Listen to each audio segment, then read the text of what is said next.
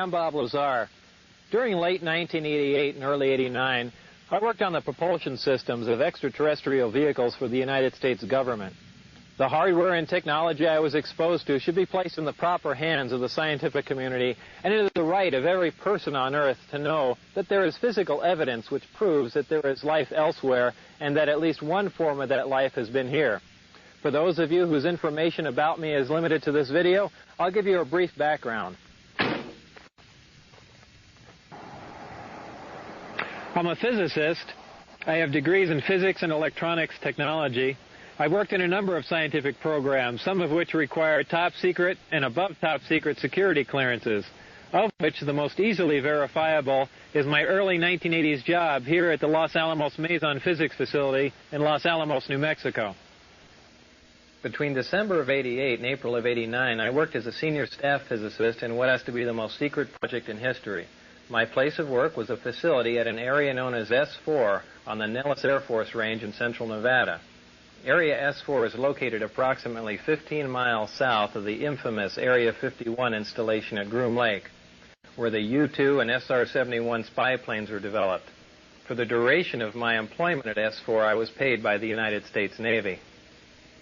For the purpose of this video, I'm going to segregate the information contained here into two separate parts. The first part will deal with information with which I've had hands-on experience and personal instruction. In other words, not only did I read briefings and not only was I taught the theories of these technologies, but they were demonstrated for me and I know they are true and accurate. Some of the points covered in this first section will be how vast distances of space are traveled by virtue of an intense gravitational field, how this gravitational field is generated, what the power source is and how it functions, and general information about disks and the project at S4. The second part of this will deal with subjects on which I've read supporting information, yet for the most part I had no other way to corroborate the information or ascertain its accuracy. When we get to part two, it will be obvious why proof of some of this information could not be conclusive. Some of the points covered in this second section will be information about the beings that brought us this technology, and how these beings have historically interacted with man. I've been prudent in selecting what to expose here, and I think that some of this information should not be made available to the general public. This information is being conveyed to you as it was to me, with the exception that in most cases I've simplified things for those of you with non-scientific and non-technological backgrounds. So let's begin. At the beginning of this first section, I'm going to give you 3 short science lessons, and once you've learned them, you'll not only know more about interstellar travel than almost anyone else in the world, but you'll know the actual method another civilization is used to travel from another star system to the planet Earth. Now, during the course of this, I'm going to have to relate information that I've learned at S4 to information that we're already aware of. And when I say we, I mean the general mainstream scientific community. So as not to waste too much time explaining established scientific facts and theories, when I say we know this or we know that, please feel free to consult any qualified scientist, professor, or science teacher to have them explain my statements to you. One of the most predominantly asked questions is, how is it possible to cross vast expanses of space without exceeding the speed of light? Or how can you travel in reasonable time and economy between points that are light years apart? Now, keep in mind that the speed of light is 186,000 miles a second, which translates into roughly 669 million miles an hour. And a light year is a distance traveled in 1 year at the speed of light. Proxima Centauri, which is the star system nearest ours, would take 4 years to reach traveling at the speed of light. So up until now, when we've examined the requirements to travel these distances, we've always had to consider the problems of traveling at a speed near the speed of light. This poses problems with propulsion, navigation, fuel capacities, and even when you consider the effects of acceleration on space-time, which include time dilation, mass increase, length contraction, and a whole host of other things, it quickly becomes evident that this type of travel would require a level of technology that man has not yet achieved. The truth of the matter is that traveling these distances does require a level of technology that man has not yet achieved. But it has nothing to do with flying in a linear mode. near the speed of light. We know that the shortest distance between 2 points is a straight line, so in our universe we've always assumed that the fastest way from point A to B was to travel in a straight line at the speed of light. Well, the fact is that when you're dealing with space-time and you enjoy the capability of generating an intense gravitational field, the fastest way from point A to B is to distort or warp or bend the space-time between point A and B, bringing point A and B closer together. The more intense the gravitational field, the greater the distortion of space-time and the shorter the distance between points A and B. Most of us think of space-time as the void or as nothing. And remember, it wasn't that long ago that man considered the air in our atmosphere to be nothing. Yet with time, we've become aware of the elements and properties of the air and atmosphere. Well, indeed, space-time is an entity, and one of its properties is that it can be distorted or bent by a gravitational field. We know that gravity bends or distorts space-time and light by virtue of the fact that we're able to see stars which we know should be blocked from our view by the sun. Referring to the graphic here, the solid line denotes the position of a star that's located behind the sun, and the dotted line shows its position as viewed from Earth. This is made possible because the sun's gravitational field distorts the space-time and light around the sun, allowing us to view stars which should be hidden from view. We know that gravity distorts time by virtue of the fact that if we take two identical atomic clocks and keep one at sea level and take the other one up to a high altitude, when we bring them both back together, they reflect different times. The difference in this passage of time is caused by the fact that a gravitational field weakens the further you get from the source. So the atomic clock which was taken to the high altitude was exposed to a less powerful gravitational field than the clock which we kept at sea level. The effect of a gravitational field on space-time is something that we've been able to observe, but not to experiment with. This is due to our inability to generate a gravitational field. And up until this point in time, great mass such as a star, planet, or moon was the only source of a discernible gravitational field that we're aware of. So just as the gravitational field around great mass such as a planet distorts space and time, any gravitational field, whether naturally occurring or generated, distorts space and time in a similar manner. Now, the great benefit of generating an intense gravitational field is not only can you turn it on, but you can turn it off. If we refer back to our original illustration of space-time distortion, we can see that when we generate an intense gravitational field, we can distort the space-time and in turn the distance between the point where we are and the point where we want to be. We can then position ourselves at the point where we want to be and then stop generating the gravitational field, allowing space-time to return to its natural form. In this manner, we can travel great distances with little linear movement. And this is how space-time distortion translates into reduced distance. Now back to our original question, how is it possible to cross the vast expanses of space required for interstellar travel without exceeding the speed of light? This is accomplished by generating an intense gravitational field, distorting space-time and allowing you to cross many light years of space in little or no time and without traveling in a linear mode near the speed of light. The next question is, how do you generate a gravitational field? Up until this point in time, I've used the term generate to describe the capability of producing a gravitational field, but since I'm not aware of any way of creating a gravitational field from nothing, a more accurate term might be to access and amplify a gravitational field. And this is what I mean when I use the term generate. To understand how gravity is generated or accessed and amplified, you must first know what gravity is. There are two main theories.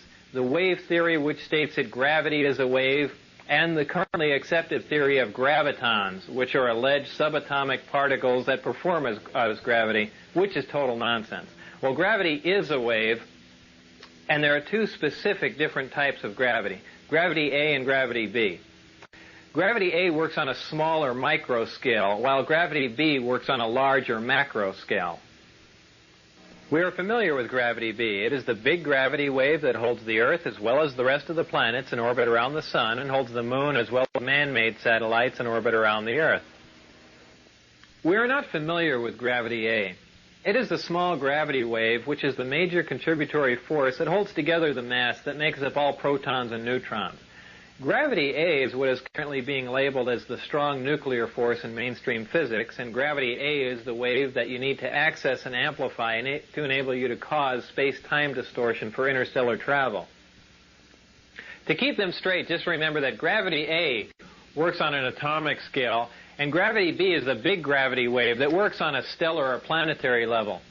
However, don't mistake the size of these waves for their strength, because gravity A is a much stronger force than gravity B. You can momentarily break the gravity B field of the Earth simply by jumping in the air. So this is not an intense gravitational field.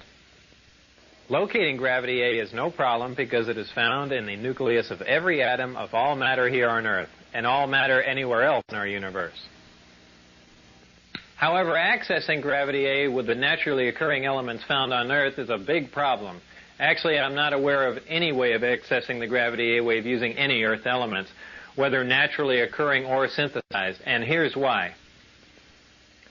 We've already learned that gravity A is the major force that holds together the mass that makes up protons and neutrons.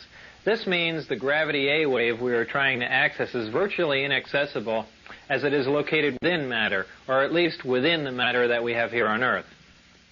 However, the Earth is not representative of all matter within our universe. The residual matter which remains after the creation of a solar system is totally dependent on the contributing factors which were present during the creation of the solar system. This is true whether you believe that the origin of the universe was an evolutionary event or that a supreme being caused this event to happen. The two main factors which determine what residual matter remains after the creation of a solar system are the amount of electromagnetic energy and the amount of mass present during the solar system's creation. Our solar system has one star, which is our sun, but the majority of solar systems in our Milky Way galaxy are binary and multiple star systems. In fact, many single star systems have stars that are so large that our sun would appear to be a dwarf by comparison. Keeping all this in mind, it should be obvious that a large single star system, binary star system, or multiple star system would have had more of the prerequisite mass and electromagnetic energy present during their creations. This makes it possible for these systems to possess elements which are not native to the Earth. Scientists have long theorized that there are potential combinations of protons and neutrons which should provide stable elements with atomic numbers higher than any which appear in our periodic chart, though none of these heavy elements occur naturally on Earth. 88 of the first 92 elements on the periodic chart occur naturally on Earth. Some heavier elements do occur in trace amounts, but for the most part we synthesize these heavier elements in laboratories. Generally speaking, the stability of these synthesized heavy elements decreases as their atomic number increases, but experiments at the Lab for Heavy Ion Research in Germany have shown that this may only be true up to a certain point, as the half-life for element 109 is longer than that of element 108. The point is that our observations and theories are accurate. The fact is that heavier stable elements with higher atomic numbers, which have more protons, neutrons, and electrons than any Earth elements, do exist. However, up until this point in history, there has been no physical evidence to prove this. But now that proof is here. The most important attribute of these heavier stable elements is that the gravity A wave is so abundant that it actually extends past the perimeter of the atom. These heavier stable elements literally have their own gravity A field around them, in addition to the gravity B field that is native to all elements.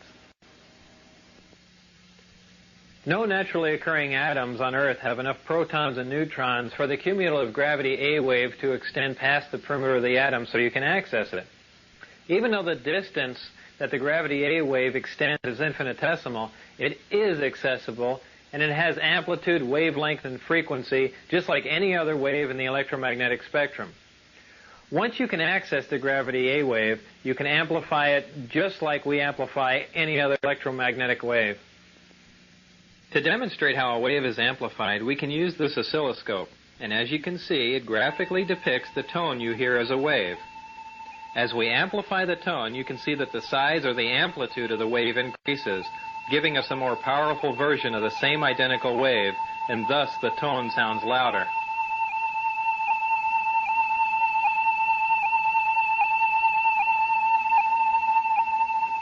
In like manner, the gravity A wave is amplified and then focused on the desired destination to cause the space-time distortion required for space travel. This amplified gravity A wave is so powerful that the only naturally occurring source of gravity that could cause space-time to distort this much would be a black hole. This brings us back to our original question. How do you generate a gravitational field? You must have access to an element which is heavy enough for the gravity A wave to extend past the perimeter of the atom. Then you can access and amplify it for space-time distortion. To complete our 3 science lessons, the last question is, what is the power source for this type of travel? Well, for those of you with limited knowledge about power sources, I'm sure you can probably imagine the enormous amount of power required to cause a space-time distortion for this type of travel. After all, we're amplifying a wave that barely extends past the perimeter of an atom until it's large enough to distort vast amounts of space-time. For those of you with extensive knowledge about power sources, I'm sure it's probably even more puzzling as to how it's possible to have a compact, lightweight, onboard power source that can provide this much power. For everyone to understand that, I need to further explain a couple of things we briefly touched upon in the last question. If you remember, I said that for the most part, we synthesize or create heavier elements in accelerators, and their stability decreases as their atomic number increases. So what does this all mean? Well, we synthesize these heavier, unstable elements by using more stable elements as targets in a particle accelerator. We then bombard the target element with various atomic and subatomic particles. At this point, transmutation occurs, making the target element a different, heavier element. This element now has a higher atomic number, as the atomic number simply indicates the number of protons in the nucleus of the atom. So this is what I mean when I say their atomic number increases. What does their stability decreases mean? The length of time which an element exists before it decays determines its stability. Atoms of some elements decay faster than atoms of other elements, so the faster an element decays, the more unstable that element is considered to be. When an atom decays, it releases or radiates subatomic particles and energy, which is the radiation that a Geiger counter detects. As you can see, this Geiger counter is detecting the radiation from this uranium, which literally means that the Geiger counter is sensing the subatomic particles which are being released or radiated as the uranium decays. Those elements in which nuclear radiation can be consistently detected are radioactive elements. These heavy elements, which we synthesize in particle accelerators, are of the radioactive variety, and they decay very rapidly. Since we're only able to make a few atoms of these elements, and because they decay so rapidly, we're not able to observe much about them. This is what I mean when I say their stability decreases. However, there are elements with higher atomic numbers which are stable, even though they don't occur naturally on Earth, and we can synthesize them in particle accelerators. These are the elements in the 114, 115 range which don't appear on a periodic chart. Beyond element 115, the elements become unstable again, and in fact, element 116 decays in fractions of a second. This finally brings us to the power source. The power source is a reactor which uses this element 115 as its fuel. In this reactor, element 115 is used as a target and is bombarded with protons in a small particle accelerator. When a proton plugs into the nucleus of an atom of 115, it increases its atomic number and becomes an atom of element 116, which, remember, decays instantly. What element 116 releases as it decays, or what it radiates, is antimatter. What is antimatter? Antimatter is the exact counterpart of matter, which has a charge and a spin that is in the opposite of all matter. When combined with any matter in our universe, antimatter reacts and completely converts to energy. And remember, the rapid conversion of matter to energy is what we generally call an explosion. To demonstrate the explosive power of antimatter, let's pick a random area where an atomic bomb might explode. Oh, let's say Iraq. And for demonstration purposes, let's say an atomic bomb would explode, for instance, in, Baghdad. Well, if one of our older atomic bombs exploded in Baghdad, the area of total devastation, which is indicated by the red dot on the map, would be approximately 2 miles.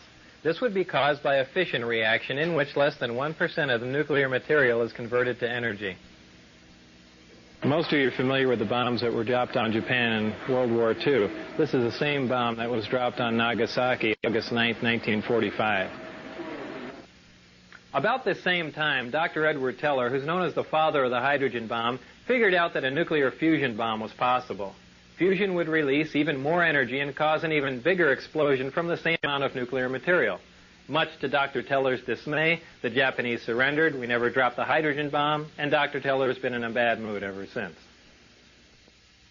But if a hydrogen bomb containing the same amount of nuclear material as the Nagasaki bomb were to explode in Baghdad, the area of total devastation would be approximately 20 miles. This would be caused by a nuclear fusion reaction, which again, less than 1% of the nuclear material actually converts to energy or explodes. The other 99% of the nuclear material on this type of bomb is dispersed, but is not involved in the actual nuclear fusion reaction. Now, if a bomb was made with the same amount of nuclear material as the Nagasaki bomb, and that material was antimatter, when that bomb exploded in Baghdad, the area of total devastation would include parts of Africa, Europe, and Asia, with the exact area of total devastation being very difficult to calculate. This would be caused by a total annihilation reaction, which is the complete conversion of matter to energy. 100% of the nuclear material in this bomb would explode or convert to energy. We currently have no practical way to harness antimatter into a bomb, and generally speaking, we can only isolate antimatter in a particle accelerator and store it for a short time. This demonstrates the enormous amount of power released when you totally convert matter to energy, which is what happens when antimatter and matter are combined. So back to our power source. Inside the reactor, element 115 is bombarded with a proton, which plugs into the nucleus of the 115 atom and becomes element 116, which immediately decays and releases or radiates small amounts of antimatter. The antimatter is released in a vacuum into a tuned tube, which keeps it from reacting with the matter that surrounds it. It is then directed towards a gaseous matter target at the end of the tube. The matter and antimatter collide and annihilate, totally converting to energy. The heat from this reaction is converted into electrical energy in a near 100% efficient thermoelectric generator. This is a device that converts heat directly into electrical energy. Many of our satellites and space probes use thermoelectric generators, but their efficiency is very, very low. All these actions and reactions inside of the reactor are orchestrated perfectly like a tiny little ballet. And in this manner, the reactor provides an enormous amount of power. So back to our original question. What is the power source that provides the power required for this type of travel? The power source is a reactor which uses element 115 as a fuel and uses a total annihilation reaction to provide the heat which it converts to energy, making it a compact, lightweight, efficient onboard power source. I've got a couple quick comments about element 115 for those of you who are interested. By virtue of the way it's used in the reactor, it depletes very slowly, and only 223 grams of 115, which is just under half a pound, can be utilized for a period of 20 to 30 years. Element 115's melting point is 1740 degrees Celsius. I need to state here that even though I had hands-on experience with element 115, I didn't melt any of it down, and I didn't use any of it for 20 to 30 years to see if it depleted. So we've learned how space-time is distorted by a gravitational field. We've learned how that gravitational field is generated, and we've also learned where you get the power to accomplish all of this. Now it's time to link all we've learned in our science lessons to the vehicle that utilizes all of this technology. And a few years ago, I never thought I'd hear myself say this, but that vehicle is a disk, which is generally referred to as a flying saucer. I had at least partial views of the 9 different disks out at Area S4, but the one I'm going to describe to you now is the one in which I not only saw 2 of the 3 interior levels, but I also saw it fully functional in flight.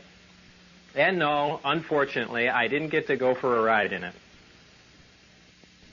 This particular disc appeared to be in excellent condition, and because of its sleek appearance, I nicknamed it the Sport Model. The Sport Model is about 16 feet tall and 40 feet in diameter. The exterior skin of the disc is metal, which is the color of unpolished stainless steel. The Sport Model sits on its belly when it's not energized. As you can see, the hatch is located on the upper half of the disc, with just the bottom portion of the door wrapping around the center lip of the disc. The interior level of the disc is divided into 3 levels. The lower level is where the 3 gravity amplifiers and amplifier guides are located. These are the things used to amplify and focus the gravity A wave that we learned about in our science lessons. The reactor is located directly above the 3 gravity amplifiers on the center level and is in fact centered between them. The reactor is similar to this half-scale model.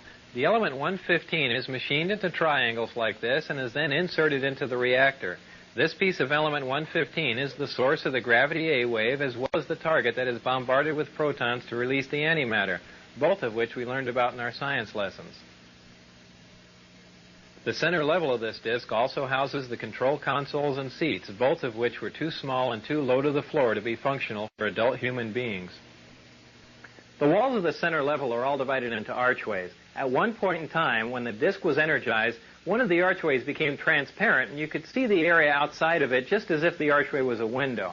After the panel had been transparent for a while, a form of writing, which was unlike any alphabetic, scientific, or mathematical symbols I've ever seen, began to appear on the transparent archway. And I was never informed as to how all of this was achieved, not that any of that would have required alien technology. I was never given access to the upper level of the disk, so I can't enlighten you as to what the porthole-like areas are, other than I can assure you that they're not portholes. Now, before I go any further about the disk, I'm going to show you where and under what circumstances I saw it tested. My job in this program was to be part of a back engineering team. Back engineering is the act of taking a finished product and tearing it apart to find out what makes it tick. The goal in this program was to see if the technology of the disk could be duplicated with other materials. When I went to work, I was flown from McCarran Airport in Las Vegas to Area 51, which is a highly secure government base on the Nevada test site. Area 51 is located about 125 miles north of Las Vegas, near the Groom Mountains and the Groom Dry Lake bed. From Area 51, I was bused to an even more highly secure facility located about 15 miles south of Area 51 called S4. S4 is situated at the base of the Papoose Mountains by the Papoose Dry Lake bed. The airspace around S4 is restricted, and if any unwelcome aircraft strays into the outer sector, they radio the pilot and instruct him or her to leave. If that pilot continues and strays into the middle sector, jets will be scrambled to escort the intruding aircraft out. If for any reason whatsoever that aircraft penetrates into the inside sector before jets can be airborne, ground-to-air missiles will neutralize the intruder. The moral of this story is don't try and fly into S4. The S4 installation is built into the mountain, and the 9 hangar doors are angled at about 60 degrees. These doors are covered with a sand-textured coating to blend in with the side of the mountain and the desert floor. As you can see in this representation, my ID badge had a white background with 1 light blue and 1 dark blue diagonal stripe in the upper left-hand corner. At the bottom of the badge, there were letters and numbers designating various areas, including S4. On my badge, there was a star punch through S4. The back of the ID badge was dark blue with a vertical mag stripe running down one side. The hangar that housed the sport model was like a typical airplane hangar with the exception of the angled doors that I mentioned before.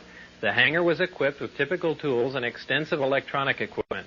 It also had a machine with an X-ray emblem on it and an overhead crane rated at 20,000 pounds. Equipment in this hangar was marked with a black number 41 with a white circle around it. It was outside of this hangar that I saw the sport model tested. Now, when the disk travels near another source of gravity, such as a planet or moon, it doesn't use the same mode of travel that we learned about in our science lessons. When a disk is near another source of gravity, like Earth, the gravity A wave, which propagates outward from the disk, is phase shifted into the gravity B wave, which propagates outward from the Earth, and this creates lift. The gravity amplifiers of the disk can be focused independently, and they are pulsed and do not stay on continuously. When all 3 of these amplifiers are being used for travel, they're in the delta configuration. And when only one is being used for travel, it's in the omicron configuration. As the intensity of the gravitational field around the disk increases, the distortion of space-time around the disk also increases. And if you could see the space-time distortion, this is how it would look. As you can see, as the output of the gravitational field from the amplifiers becomes more intense, the form of space-time around the disk not only bends upward, but at maximum distortion actually folds over into almost a heart shape around the top of the disk. Now remember, this space-time distortion is taking place 360 degrees around the disk. So if you were looking at the disk from the top, the space-time distortion would be in the shape of a donut. When the gravitational field around the disk is so intense that the space-time distortion around the disk achieves maximum distortion and is folded up into this heart-shaped form, the disk can't be seen from any vantage point, and for all practical purposes is invisible. All you could see would be the sky surrounding it. The program out at Area S4 consisted of 3 projects: Project Galileo, Project Sidekick, and Project Looking Glass. Project Galileo dealt with gravity propulsion and was the source of all the information you've learned in this first section. Project Sidekick dealt with a beam weapon that had a neutron source and was focused by a gravity lens. Project Looking Glass dealt with the physics of seeing back in time.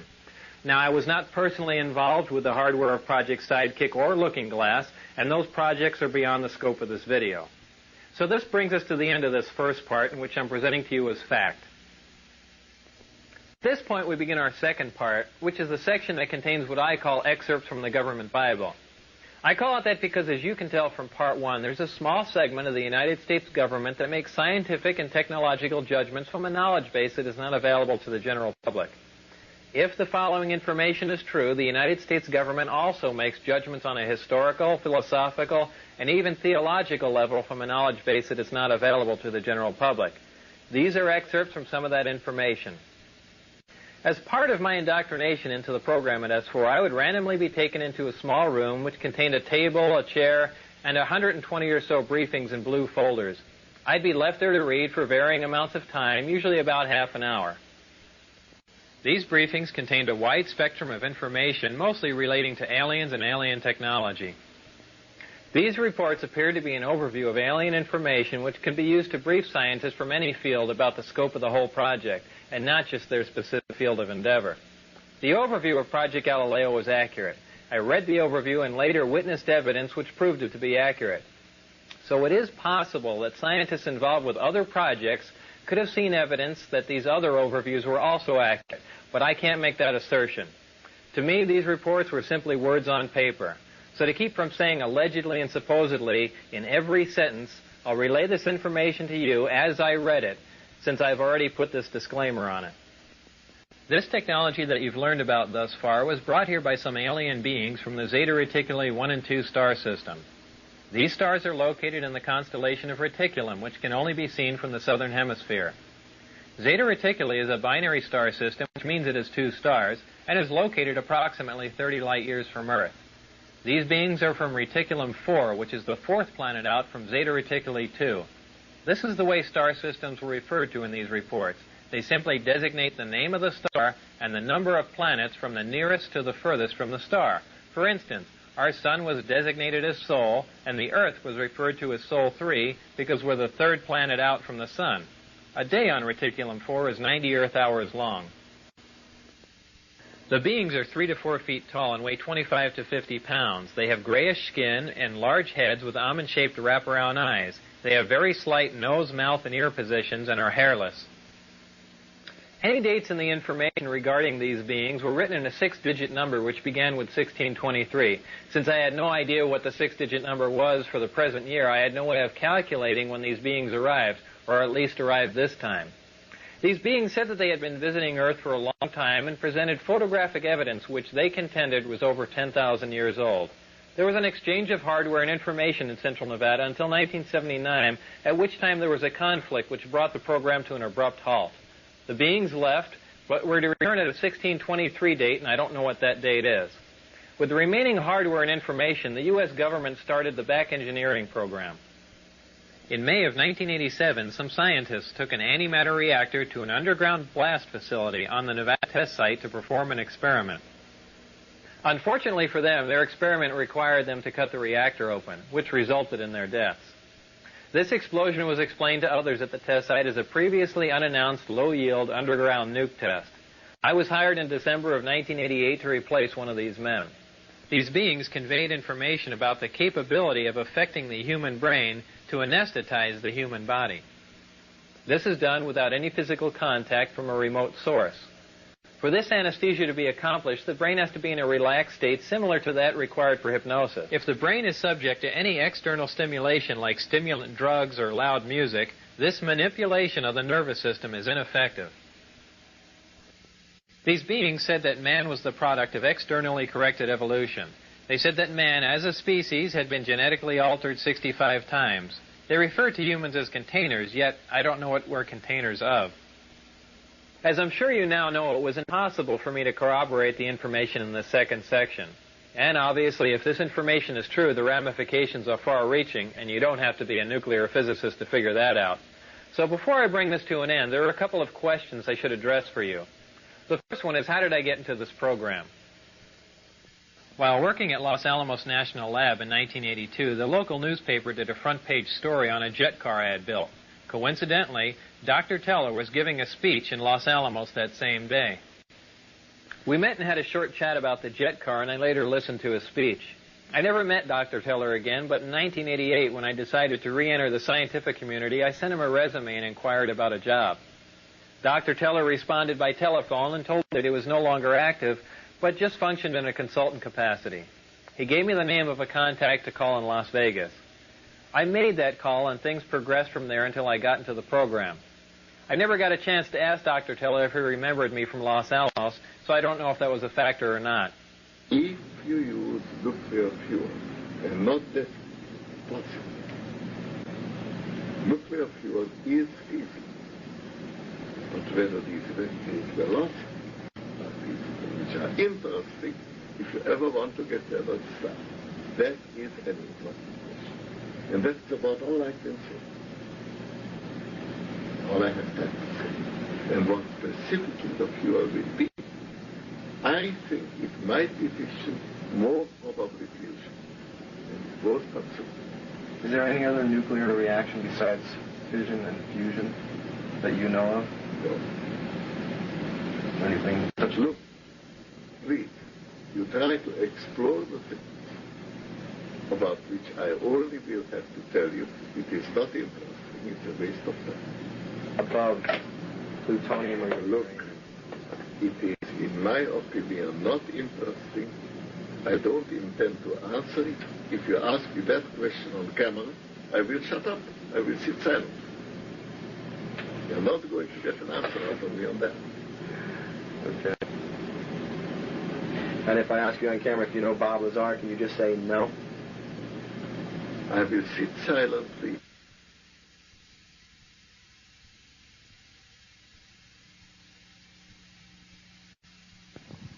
The second question is that if all I've just presented to you is true and the government is keeping this a secret, how can I make a video telling you about it?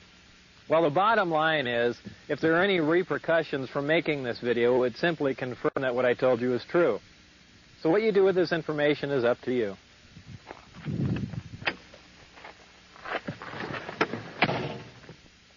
Remember, not everyone who sees a disk in the sky is crazy, so keep your eye on the sky, especially here in central Nevada, and thanks for listening.